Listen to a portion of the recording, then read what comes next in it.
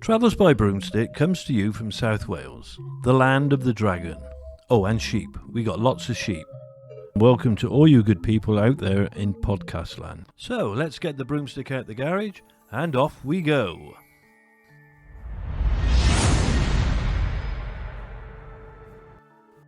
This week's Travels by Broomstick comes to you from Pentyrch, which is a village just outside of Cardiff in South Wales. Firstly, I would like to say a big thank you to everybody who's listened to our podcast so far, for liking, subscribing, and for all your lovely comments. It really means a lot to us.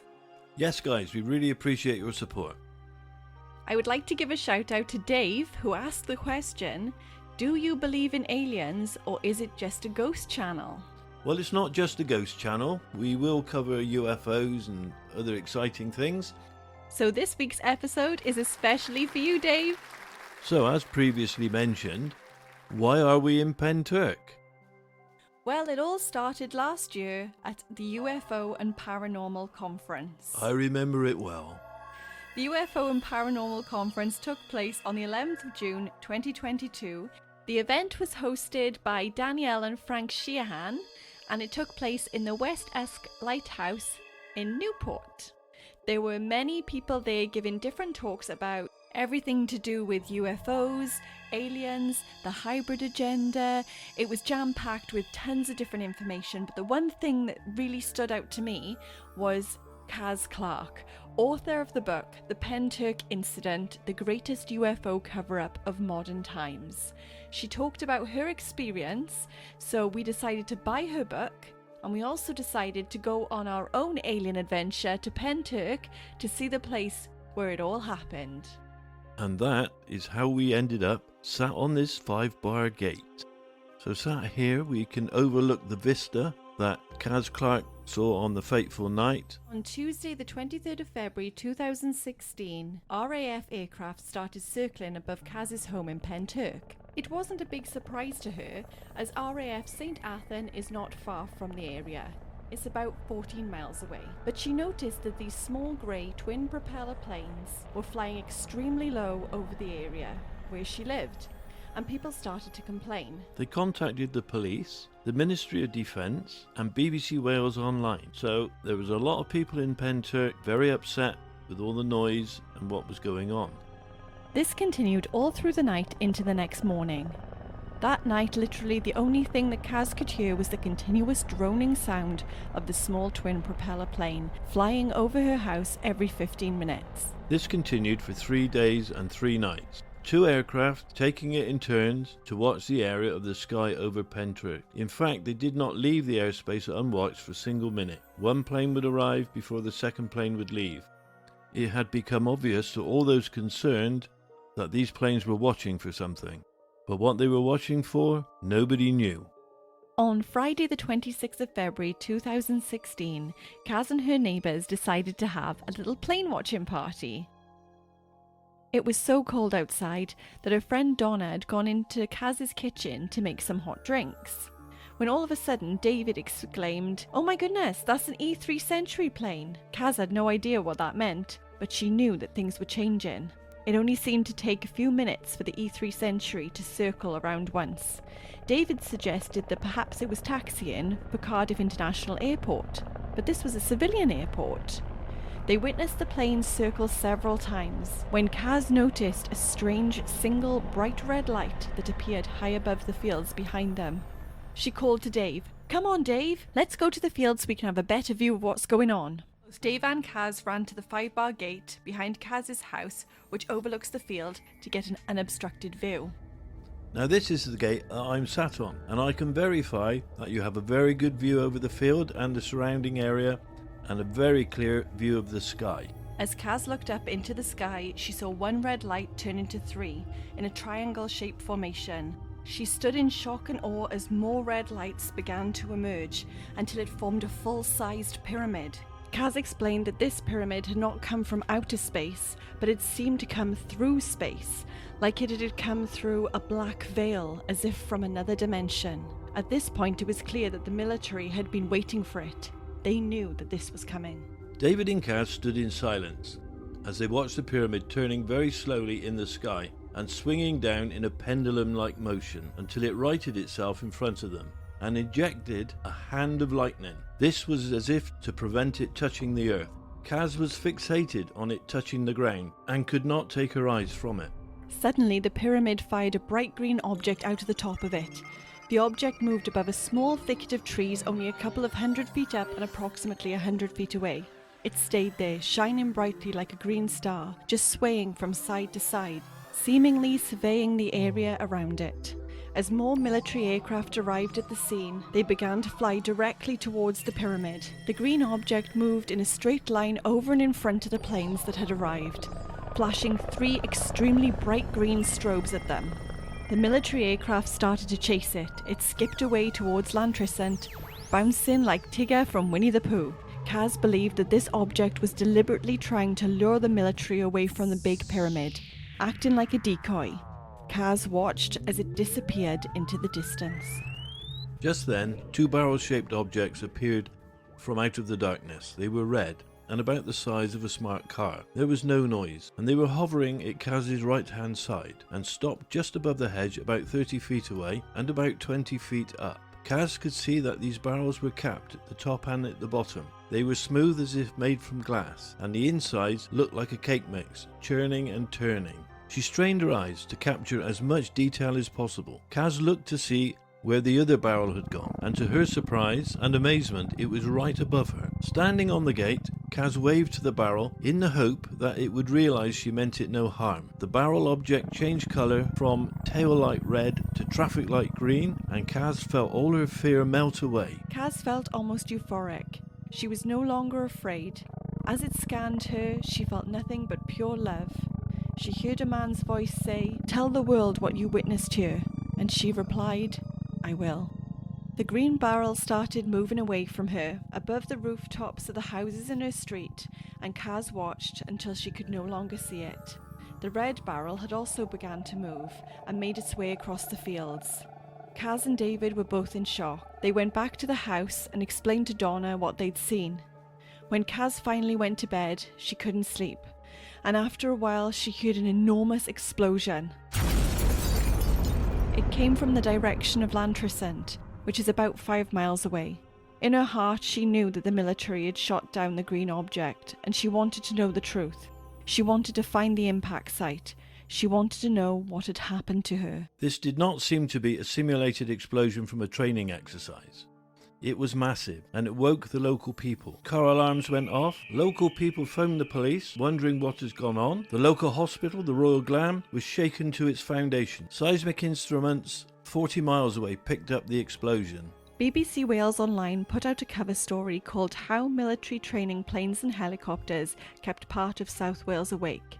Caz decided to comment on the article, but was met with 2 replies. One from a person who called themselves the Smoking Man, and another who called himself Agent Fox Mulder. These people were trying to ridicule her as she told everybody what she'd seen the night before. Undeterred, Caz decided to go and find the crash site of the glowing green object.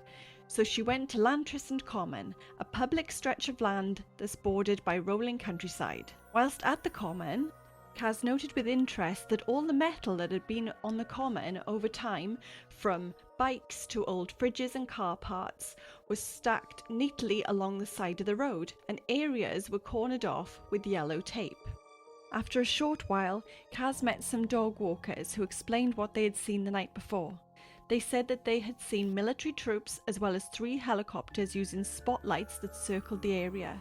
They said that a huge explosion had come from the sky, and a second explosion had come from Smilog Woods. On Saturday the 27th of February 2016, Caz went with her friends to Smilog Woods. The debris trail was clear. Trees were snapped and distended. Branches from the tree canopies had been completely stripped off. They made their way through the woods until they found exactly what they'd been looking for. All the trees in this area were burned and a strong sulphur smell was in the air, and some trees had a white residue or burn marks on them. These trees were 12 inches thick but had been snapped like twigs. It was clear that the green object had crashed through the woodland. The damaged trees at Smilog Woods were cut down and replaced. Natural Resources Wales, with the authority that takes care of Smilog Woods, said they had to undertake felling due to larch disease, a fatal pathogen that can spread from tree to tree. But no evidence has been shown that these woodlands were indeed infected with larch disease. And remnants of the old trees remaining in the woodlands would also mean that this is not the case, as the correct procedure to deal with larch disease is what is known as a sterilised felling, where everything is removed and no new trees can be planted in the area. So, why were the trees removed? And why were new trees planted? UFO researcher Gary Jones sent many emails to the police, the Forestry Commission, and even the Ministry of Defence, asking various questions about what had happened that night. One particular email asked directly about the pyramid craft, and their response was due to operational sensitivity that they had to withhold the information related to this incident. They cited Section 26 as an exemption, meaning that the public interest in maintaining the exemption outweighs the public interest in disclosure. A few days after the Pentyrch incident, people were spotted camping in the fields behind Caz's house where the UFO had been seen, but they were giving conflicting stories to the different people who had passed them by. They told one group of dog walkers that they were a fracking survey team, and they told others they belonged to Vodafone. Caz took her own dog over to investigate for herself. There she saw two soldiers walking towards them. They explained to Caz that they were simply doing a military exercise. They walked away and Caz continued into the field, where the campsite was. Every single tent was in a perfect straight line, and the strings of the tents were in a perfect straight line. They had a big laptop with people in forensic suits, and they told Caz that they were just Vodafone doing field tests. Caz believes that these mysterious tent pitching people were there to investigate the area which is now known as the Bald Patch, a large piece of land in the field where Caz had seen the Pyramid spacecraft eject the hand of lightning. This patch of grazing land had been affected by the craft. Everything was dead in the area, and people who visit this patch of land say they are negatively affected by it. People complained of migraines, nausea, flu-like symptoms, heart palpitations, and generally feeling uneasy and unwell. UFO researcher Gary Jones conducted tests at the Bald Patch and found that there was electromagnetic radiation in that field.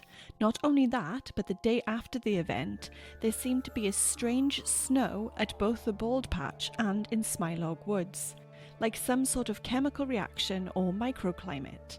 This is sometimes known as angel hair phenomena, which is a sticky fibrous substance that has been reported in connection with UFO sightings. The snow at the Bald Patch was said to be the size of rice, only circular, and when you squeezed it in between your fingers, it would flatten, but then it would bounce back to its original shape, kind of like memory foam. Incidentally, the Bald Patch was destroyed just 2 days after Caz's book was released. There is so much more information in the book which we haven't covered, so much more evidence given by Gary Jones and details covered from things such as emails shared, lies told by those involved in the cover-up, to many witness statements and deeper explanations of the things that happened that night. Caz was questioned, threatened, and asked to remain silent, and for that reason she didn't talk to anyone for about 18 months after this incident. She now speaks publicly in the hope that one day the truth will come out, and others who witnessed this event on Friday the 26th of February 2016 won't feel so alone and might be brave enough to tell their stories as well. So having looked at all the evidence, what do you think happened that night? Well, I think Caz genuinely believes that she saw what she thinks she saw. We looked in the field and stood on the 5-bar gate where she saw everything, and there is a very, very good line of sight to everything she says that occurred. We've been to Smilog Woods. We can see damage in the woods still to this day. There is enough evidence, I think, to at least give credence to what Caz is saying. Yeah, I agree. I definitely think she saw something. I would love to believe that it was a UFO. I'm especially interested as it is in a pyramid formation. Like when you think of the pyramids in Egypt and the Mayan temples. Yeah, but there's pyramids all over the world.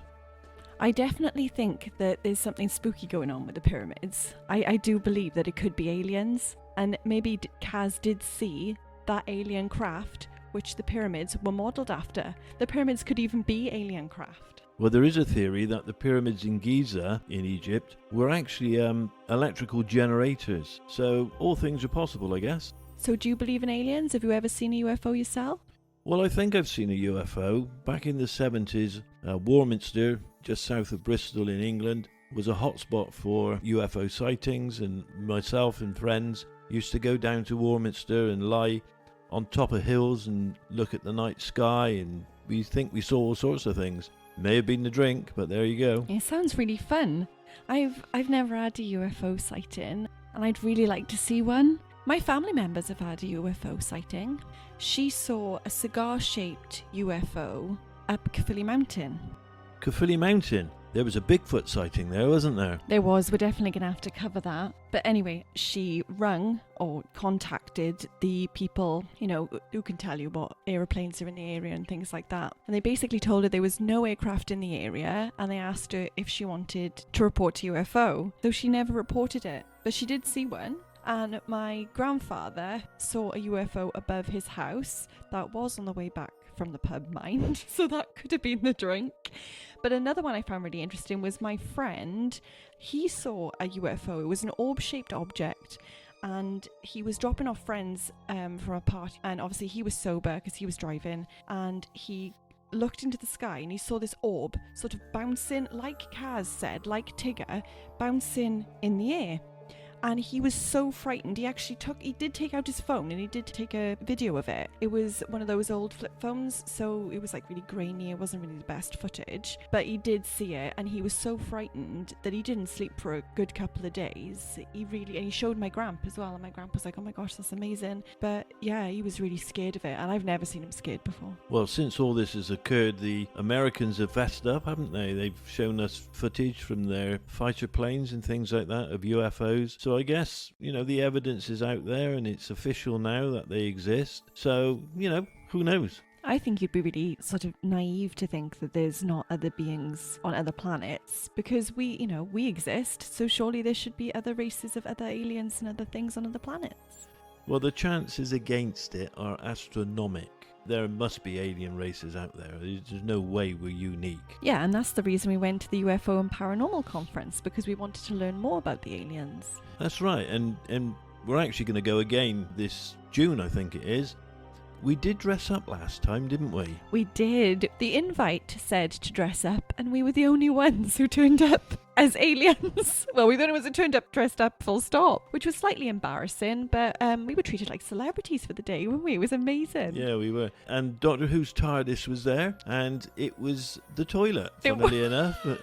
It was really good, wasn't it? I really enjoyed it. It was it was a really good day. It was really well put together. We had our photos taken with everybody, didn't we? Because obviously, like I said, we were the only ones dressed up. But yeah, I found it really fun. I learned a lot. Yeah, and there was representatives from the Galactic Organisation there, and we're hoping to meet them again this year, and I think we'll probably dress up this year as well. Oh, I'm definitely dressing up again. I love dressing up. I thought it was amazing. Yeah, me too. Well, hopefully we'll see you there. So before we go, I'd just like to say a big thank you to Dave for your wonderful comment. I hope you're enjoying everything so far. If you've enjoyed today's topic, you can buy a copy of Caz Clarke's and Gary Jones's book, The Pentyrch Incident, The Greatest UFO Cover-Up of Modern Times, on Amazon. And lastly, I need to ask you the question, how many brooms would you rate today's magical adventure?